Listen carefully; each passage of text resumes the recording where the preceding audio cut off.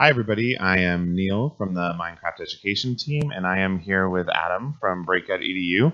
We're going to be talking a little bit about Breakout EDU and about a Minecraft project that we did together last year, and probably a bunch of other stuff along the way. So, Adam, if you want to introduce yourself to everybody and talk a little bit about what Breakout EDU is for folks that haven't experienced yet, and what all this stuff is that we have in front of us. Yeah, all this stuff. So thanks for having me, and Of course. thanks for watching. So I'm Adam Bello. I'm the co-founder of Breakout EDU, and Breakout EDU, for those that don't know, is based on the escape room idea that you go and get locked in a room and have to solve really hard puzzles to break out. So instead of locking kids in the classroom, which we found out is completely illegal, we created a box. It's a modular kit and a platform that goes with it, with a series of physical locks that you can use with all sorts of digital games. Currently, there's about 400 games on the platform. You set up these different locks, and the teacher can convert their classroom or any other room in the school or elsewhere into an experience that is for immersive learning. And we've done some really cool stuff with you guys digitally as well. Awesome. Tell us what this lock is. This is Yeah, the one so everybody asks about when I bring them around. This is the hasp. And so my co-founder James worked in a mill, and this actually is a tool that they use to lock machinery, and each person would get one key or one lock. And he happened to use it one summer years ago, and then it wound up being the key to this entire venture, which is pretty This fun. whole thing. It's pretty sweet. Cool. So we did a Minecraft Breakout EDU together last year at Minecon, actually, with a bunch of students, and that was all of the puzzles inside of a Minecraft world, but the locks outside of a Minecraft world.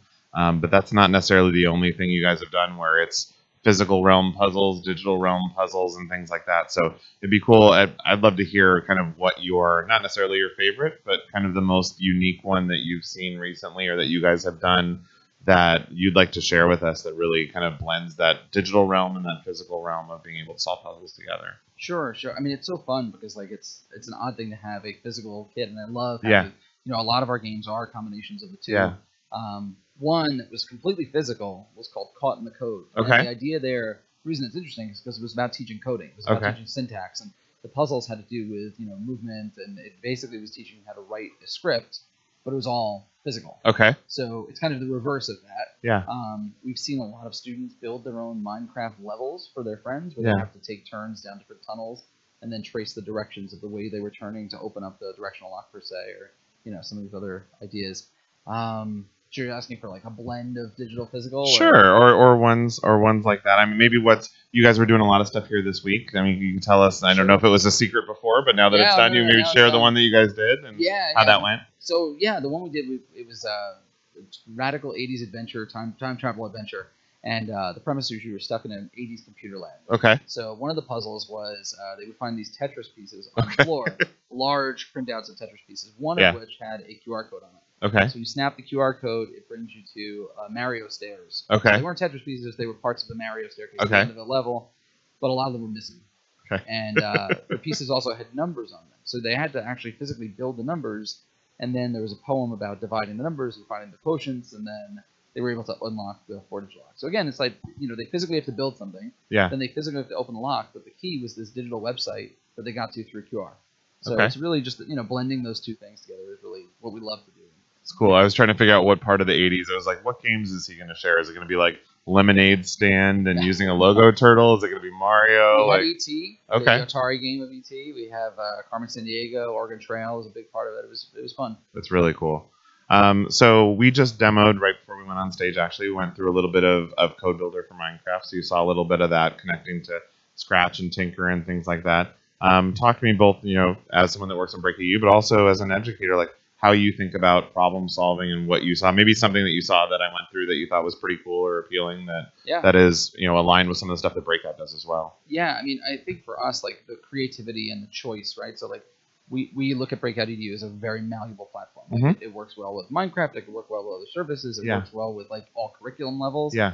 And the fact that the Minecraft API like is open, and you have companies that can build it to work with their stuff. Like the fact that it works with Tinker and Scratch and all these other areas is fascinating to me.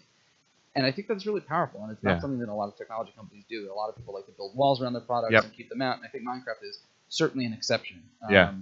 And it's really neat to be, as a dad, I look at it and say, like, I want my kids to be able to feel like, oh, when they start with Scratch, they could do that, and when they graduate Scratch Junior or whatever, and they go to Tinker, and then they can go up and do actual real JavaScript.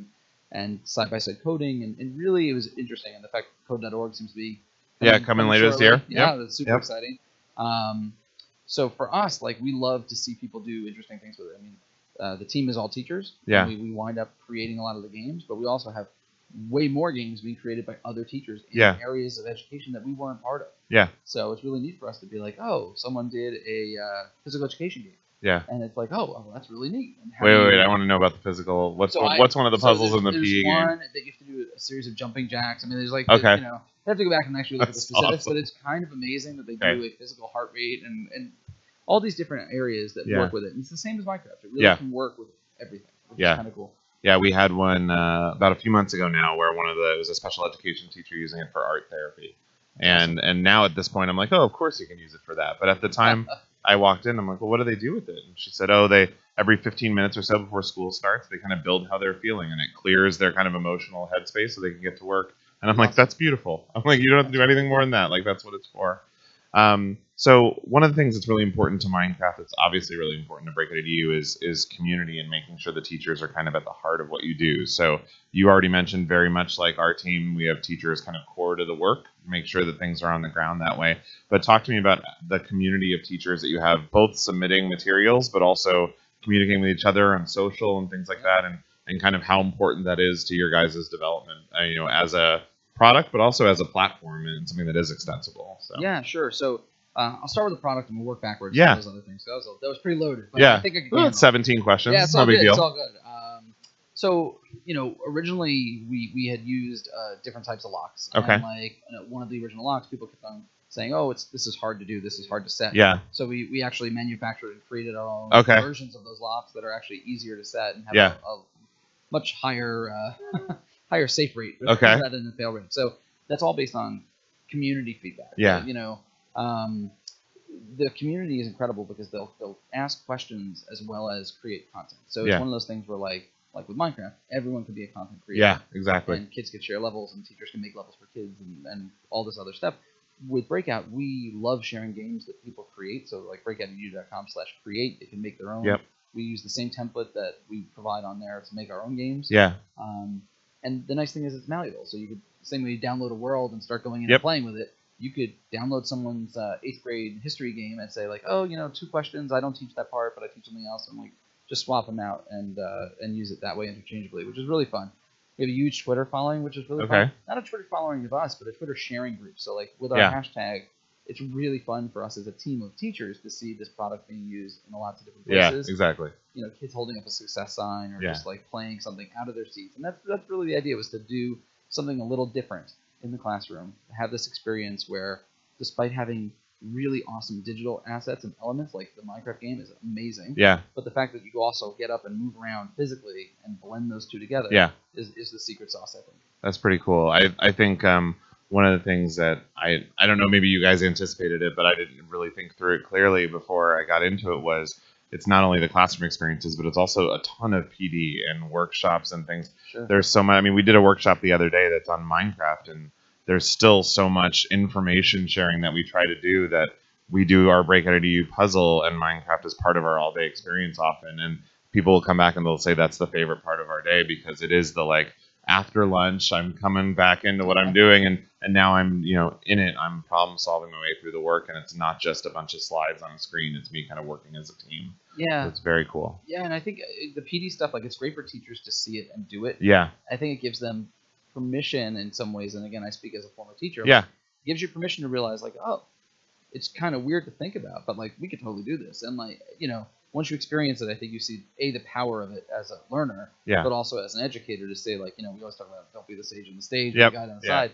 This forces you to literally like step back and watch your learners learn, as opposed to, you know, dictate what the content is. Yeah, and the other thing that I think both products I run into, Minecraft runs into all the time, is the what can you teach with it? And I would say, well, you can teach anything. And they're like, well, that's a terrible answer. And I'm like, well, in some ways it is, but let me show you what you can do with it, and hopefully something attaches to your classroom instruction. I would love to know like how you answer that question when people come up to you. I'm sure people want just the pack of the lessons and these are the book, but it's so much more and so much more flexible than that. So how you answer when people ask you what can you teach with Breakout EDU?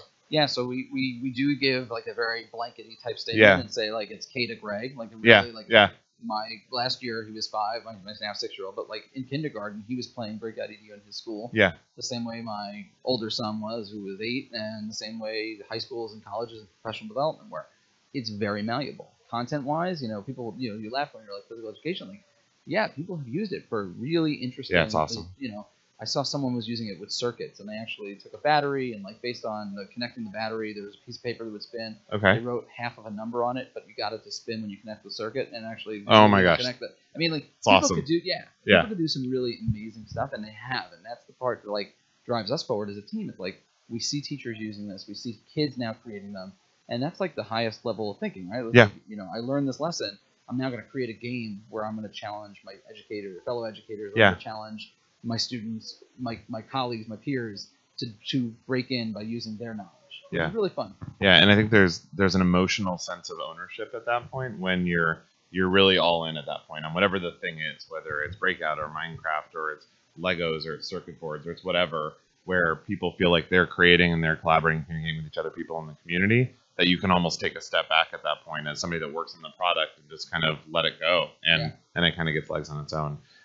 So I wanted to thank you for coming and spending time. I know ISTE is insane and crazy and 85 square miles of space, so I appreciate you making it all the way over here. My pleasure. If people want to get a hold of you guys and try out some of this stuff and get a kit and follow you on social, it'd be great if you could share how people could find you guys on all of the interwebs. Sure. So to get a kit, it's store.breakoutedu.com. Okay. The website with all the games, it's just breakoutedu.com. There's information, there's games, social, as you might guess, it's breakoutedu.com, or breakoutedu rather on Twitter. There's also a great Facebook community as well that's very vibrant, and we're pretty easy to find.